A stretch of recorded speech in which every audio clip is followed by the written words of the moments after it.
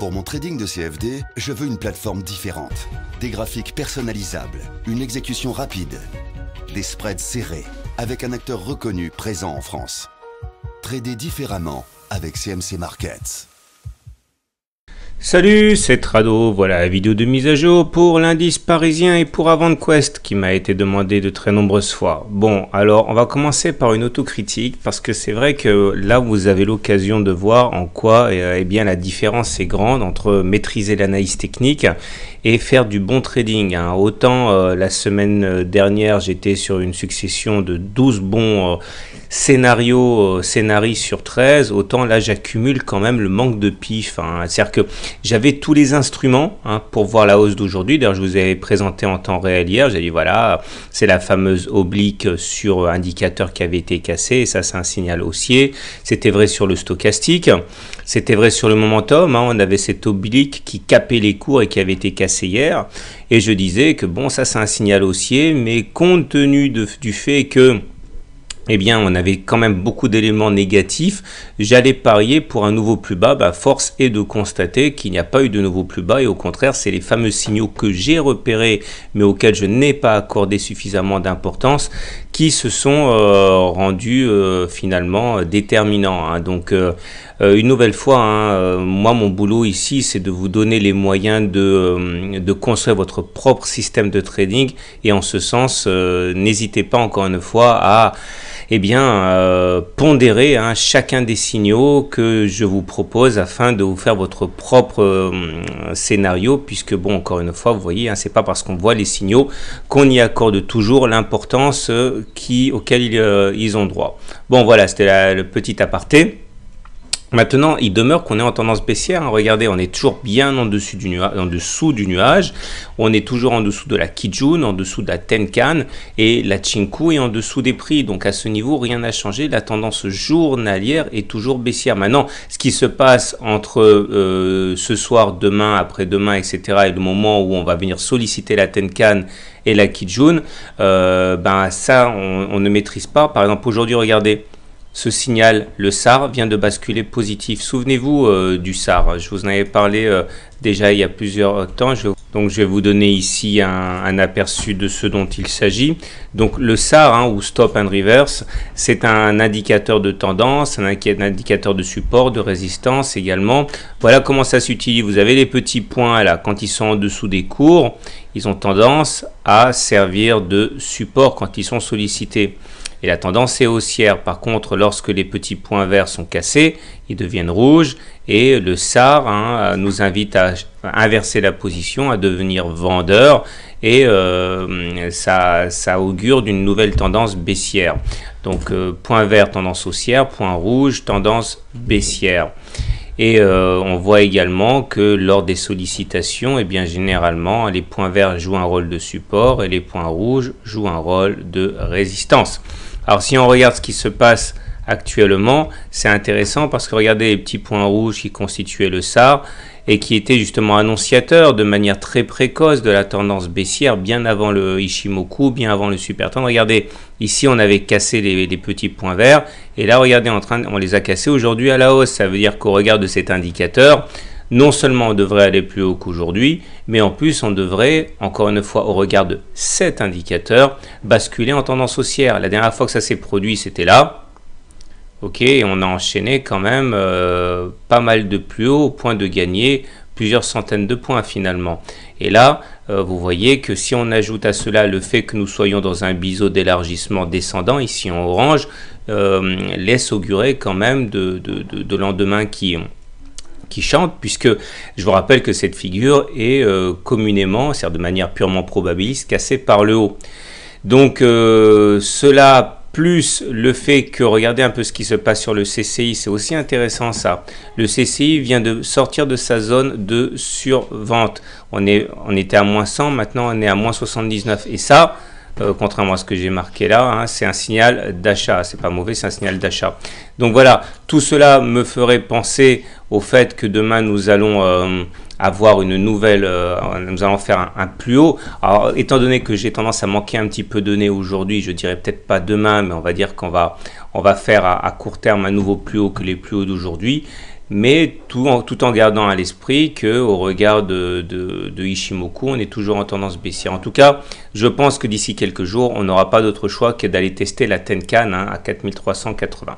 Voilà, donc ça c'est mon pari pour, peut-être pas pour demain, mais pour le très très court terme, mais j'insiste, il ne faut pas oublier cette dimension du trading qui est quand même le nez, et là en ce moment, je vous avouerai que j'en ai pas des masses. Voilà, un petit détour du côté de l'hebdo, même si c'est très très prématuré, parce que bon, question d'avoir en mémoire les grands éléments. Regardez, je vous avais expliqué sur la vidéo de ce week-end qu'on avait cassé la Kijun à la baisse, et que ça c'était une alerte importante, mais j'avais également dit, et ça j'en parle dans mon bouquin sur Ichimoku, qu'il faut attendre une bougie de confirmation avant de tirer des conclusions hâtives. La bougie de confirmation, elle n'est pas là, regardez, au contraire on est en train de repasser au-dessus de la Kijun, et ça aurait tendance à invalider donc de fait le signal baissier donné par la caissière de la Kijun. Donc ça c'est très intéressant, et il faut garder ça à l'esprit. Voilà, donc pour faire simple, à titre personnel, je parie pour une continuation du rebond technique, mais pour l'instant, on ne peut parler d'autre chose que de rebond technique. Je vous donne rendez-vous dans 30 secondes pour AvantQuest. Donc, comme promis, voilà l'analyse d'AvantQuest Software, et il est vrai que vu la déroute, le naufrage boursier des dernières semaines, il est assez compréhensible que les actionnaires s'inquiètent de l'évolution de cette action, surtout que l'augmentation de capital qui a été un succès a évidemment dilué les profits, et dans ces conditions, l'analyse technique peut effectivement nous donner un éclairage. Alors, je ne vous cacherai pas que tout est négatif. On est en dessous de la moyenne mobile à 20 mois. J'ai obligé de prendre une unité de temps mensuelle pour y voir un petit peu plus clair. Chaque bougie correspond ici à un mois de cotation. Donc, on est en dessous de la moyenne mobile à 20 mois qui est donc baissière, en dessous de la moyenne mobile à 7 mois qui est baissière. Le SAR, le fameux SAR dont je parlais tout à l'heure, est baissier également. Et comble de malheur pour AvantQuest, nous sommes en train d'inscrire un T1 mensuel, c'est-à-dire une clôture en dessous de la Bollinger inférieure, dans un contexte où la Bollinger inférieure et la Bollinger supérieure divergent. Bon, sans rentrer dans les détails, c'est pas bon. Alors maintenant, si on veut se rasséréner un petit peu, ce à quoi on peut effectivement se raccrocher, c'est la présence de cette oblique là. Regardez, descendante qui relie 3 points extrêmes actuellement, et il est tout à fait envisageable que cette oblique descendante signe le terminus de la baisse en cours du mois. C'est un support assez important, et on peut effectivement espérer avoir un rebond violent sur cette zone des 0,9. Autrement, il est vrai qu'en dessous, on n'a plus trop de limites à la baisse. Donc, surveillez de près les 0,9. Il est indispensable de clôturer au-dessus à la fin du mois. Maintenant, si on essaie d'avoir des objectifs hebdomadaires, donc sur une unité de temps qui correspondent peut-être plus à votre univers de trading, voilà ce que l'on peut dire. Donc là, effectivement, chaque bougie correspond à une semaine de cotation. On voit que là aussi la déroute est flagrante, puisque là en l'occurrence on a enchaîné quand même de nombreuses semaines au contact de la Bollinger inférieure, et en l'occurrence 2 en dessous, c'est-à-dire un T1 et un T2. Mais ce qui est intéressant, c'est de remarquer que la Bollinger inférieure et la Bollinger supérieure ne divergent pas. C'est-à-dire, et sans rentrer trop dans les détails, que lorsque l'on a une clôture en dessous de la Bollinger inférieure, mais qu'en même temps la Bollinger inférieure et la Bollinger supérieure ne divergent pas, eh bien on a plus d'une chance sur deux la semaine suivante de réintégrer les Bollinger, c'est-à-dire de clôturer au-dessus de cette courbe mauve qui descend. Et ça, c'est un élément qui est assez intéressant.